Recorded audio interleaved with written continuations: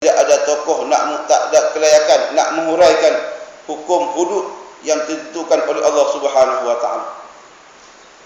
Dia terima ayat Quran hanya dalam kod 19 itu saja. Na'udzubillah min dzalik. Allah kata apa pada kita? Nak cerita puak sesat ni yang duduk dalam masyarakat kita, kata Allah, innal ladzina amanu, sesungguhnya orang-orang yang beriman, summa kafaru, kemudian mereka kafir. Tuan-tuan, tu ada Ustaz Salim hantar mesej saya, Ustaz boleh tak kalaulah ada ayat Quran yang ada masih turun, mungkin akan ada ayat lagi, ni mungkin benda tak berlaku lah, ayat yang mudah kita baca, tabbat yada abi lahabi wa tab, celaka tuan-tuan, celakalah tangan Abu Lahab,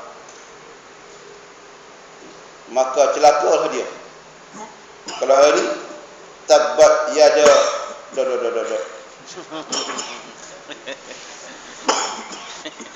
tabbat yada tingkat 5.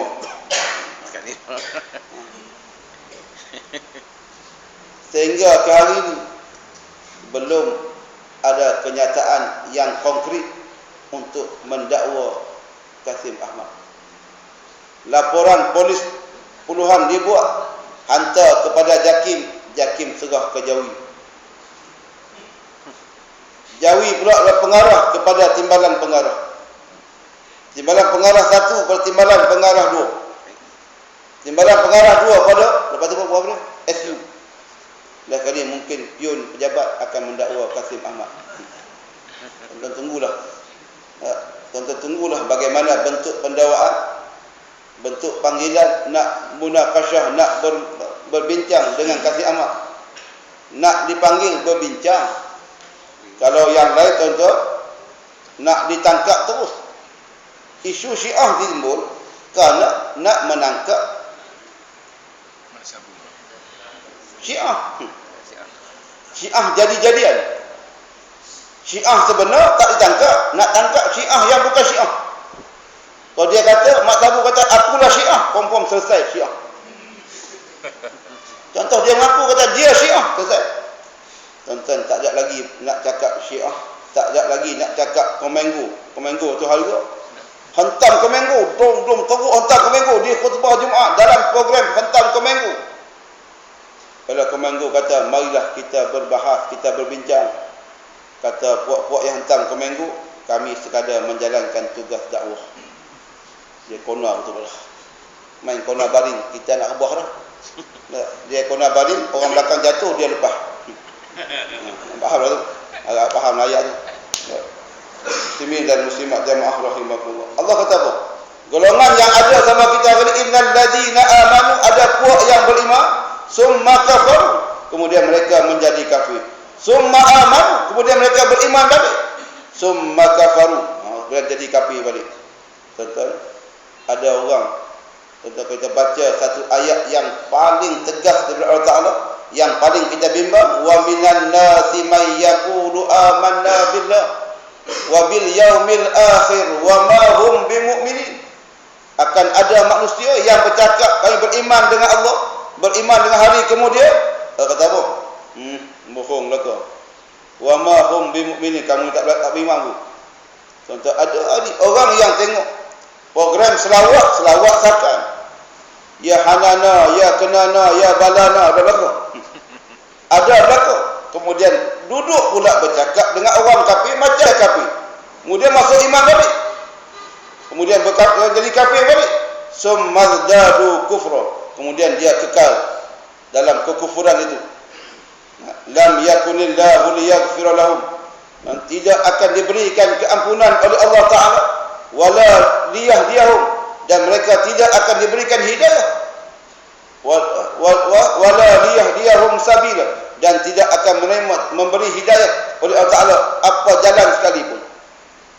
Orang yang berpura-pura, berlakon, yang saya ambil daripada beberapa kata-kata ulama untuk kita menyatakan tentang hari ini, musuh yang nak menentang Islam ada 5. Pertama, musuh Islam yang berada dalam diri umat Islam itu sendiri. musuh yang ada di kita, yang tak berminat dengan ajaran Allah Subhanahu wa taala, duduk di tubuh umat Islam, muka buka Islam, cakap macam orang Islam, sembahyang tak tinggal, umrah pun kerak pergi, tuan-tuan, tapi menjadi musuh dalam, dia tak suka dengan ajaran Allah Subhanahu wa taala. Yang pertama. Yang kedua, musuh umat Islam di kalangan umat Islam sendiri. Tadi personal. Yang kedua, secara masyarakat, musuh utama hari umat Islam sendiri, yang bercakap benda yang merosakkan akidah, yang ada kumpulan yang tak suka Islam, yang paling ramai di kalangan umat Islam sendiri. Yang ketiga, musuh kita adalah puak munafik. Munafik, tuan-tuan, yang juga dalam kategori umat Islam, duduk bersama kita, muka-muka Islam, nama-nama Islam, tapi dia berbincang, bermusyawarah untuk tidak melaksanakan hukum hakam Allah Subhanahu wa taala. Yang keempat, musuh umat Islam di kalangan orang kafir. Dan yang kelima, musuh umat Islam adalah syaitan. Syaitan duduk yang terakhir, nak mengganggu umat Islam. Setelah diganggu oleh nafsu diri, diganggu oleh umat Islam sendiri, diganggu oleh munafik sendiri, tuan-tuan, inilah suasana. Hari itu dalam mutaqah tu, dia tak bagi ruang untuk bertanya, tak bagi ruang untuk nak soal jawab. Dia dengar ceramah, habis balik itu. Kemudian last kali bagi cek besar, dapat perak 53 juta untuk program mengimarahkan masjid rumah Allah Subhanahu wa taala. Sampai tuan-tuan, wallahu a'lam. Cuba cek tengoklah sampai tak sampai, duit tu sampai mana. Kata Allah Taala, basyiril munafiqina bi anna lahum azaban alima. Ya Muhammad, sampaikan berita gembira. Basyir ini berita gembira. Allah Taala guna istilah berita gembira. Sampaikan berita gembira al-munafiqin, bagi orang munafik, bi anna lahum, dengan bahwasanya mereka itu disediakan azab yang paling pedih, azaban alimah. Mana kata sampaikan berita gembira pada orang munafik, tak apa hari hang sono, esok kamu akan dapat apa? Azaban alimah, azab yang paling pedih daripada Allah Subhanahu wa taala. Tuan-tuan, inilah peringatan Allah Taala yang kita hari ini ada pelbagai golongan yang berada dalam masyarakat kita, komuniti umat Islam sendiri, yang berpecah, yang menyatakan mereka menjadi penentang kepada ajaran Allah Subhanahu wa taala, dan dia buat macam dia juga bersama dengan penyokong agama Allah Subhanahu wa taala. Inilah yang paling kita bimbang, yang paling kita takut. Tuan-tuan, tidak ada cara lain melainkan kita bertanya mereka, kalau nak ikut Islam, di mana Al-Quran, di mana sunnah Nabi sallallahu alaihi wasallam. Al-Quran bukan hanya sekadar menjadi alat untuk bersumpah ketika main bola. Tuan-tuan, dah kita pun jadi pening. Mungkin setahun dua lagi, semua qari Johan qari peringkat negeri kebangsaan antarabangsa akan dipanggil menjadi pengadil bola sepak. Dah Quran pun jadi alat dah jadi alat masuk dalam geng bola. Kerana bola, tuan-tuan, sanggup bersumpah. Sumpah Quran tak diajar oleh Nabi. Sumpah pegang kitab suci ni, sumpah agama Kristian sebenarnya. Pegang kitab suci, bersumpah, demi kitab ini aku tak buat benda tu. Tuan-tuan, Quran, Islam mengajar kita sumpah hanya menyebut nama Allah. Sampai dalam bab maksiat, bab dosa pun melibatkan Al-Quranul Karim. Tuan-tuan, na'udzubillah min dzalik. Inilah keliru dan celaru umat Islam kepada nak mendekati Al-Quranul Karim hanya sebagai alat untuk kita bersumpah. Mudah-mudahan kita yang ada pada pagi ini, kesempatan yang samalah kita mendoakan agar kita bukan menjadi penentang ajaran Nabi sallallahu alaihi wasallam. Dan insya-Allah dalam sesi yang akan datang, kalau panjang umur, kita akan cuba memahami dalam ayat 20 hingga 22 surah At-Taubah, yang saya akan merujuk kepada ki surah itu daripada peristiwa Badar Al-Kubra. Bagaimana kita nak menyebut untuk kita menjadi orang yang bersama dengan Rasulullah atau kita akan cuba mengenali orang yang menentang Rasulullah sallallahu alaihi wasallam. Di zaman dulu, zaman Nabi, namanya Abu Jahal. Zaman kita akan kenal siapa dia. InsyaAllah kita akan sebut nama. Di zaman Nabi disebut nama Abu Jahal, Abu Sufyan, Abu Lahab.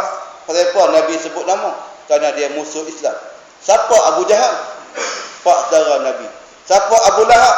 Pak dara Nabi. Siapa Abu Sufyan? Orang pak dara Nabi. Siapa Abu Talib? Pak dara Nabi. Zaman Nabi, penentang Nabi di kalangan pak dara Nabi. Zaman kita ni kalau panjang umur, bulan depan kita kenal siapa dia. Hak orang yang dulu menentang Nabi, hari ni menentang Islam, sebut nama. InsyaAllah kita sebut nama. Tak sebut nama, tak kenal pun ni. Ni payah ni. Tak. Buat contoh hak dekat pun dia buat tak faham. Tak. Dah sebut nama, kok faham kot. Kok faham. Hak nama typing, terus cari nama saya sebut. Malam Jumaat tu saya sebut, saya pakat lah. Malam khutbah Jumaat di Madah, saya pakat dengan 3 orang. Nak buat tegang. Saya kata pakat Jumaat, saya kata nama Pak Ya seorang tu, Pak Ya, sekejap lagi jangan terkejut pula. Awak Ustaz, saya nak sebut nama Pak Ya dalam khutbah Jumaat. Dah 3 orang nama sebut nama dia. Dah pakat terpinga-pinga cari mana Pak Ya. Pak Ya depan saya tu. Ketempik khutbah Jumaat, dah baca memang orang lain biar terkejut sikit. Sahabatku Pak Ya, hang jangan lena. Dia tak lena pun. Tapi bagi terkejut orang lain. Tuan-tuan, alhamdulillah sejak bulan 2, 1 bulan 2 ni khutbah saya insya-Allah tak ada orang lena lagi. Lena juga dalam mangkuk ayun lah tu. Dah malam saya mula sebut nama dalam khutbah Jumaat. Mudah-mudahan itu antara cara nak bagi benda ni bukan benda kita nak berlaku, bukan benda kita nak buat sambil lewa, dia sebagai satu syariat. Untuk saya sebut khutbah malam 1 lebih 25 minit khutbah Jumaat malam sampai habis pukul 2.30. Nak pergi kerja, siapa nak pergi kerja, pergi kerja. Nak cerita tentang kebobrokan Kasim Ahmad dan mereka yang duduk di sekeliling Kasim Ahmad. Siapa dia?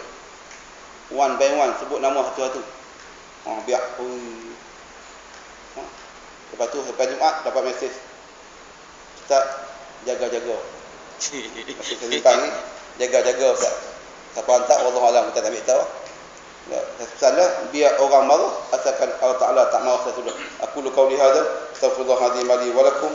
Assalamualaikum warahmatullahi wabarakatuh. Waalaikumsalam. Bismillahirrahmanirrahim. Alhamdulillahirabbil alamin wassalatu wassalamu ala asyrafil anbiya'i wal mursalin wa ala alihi wa sahbihi ajma'in.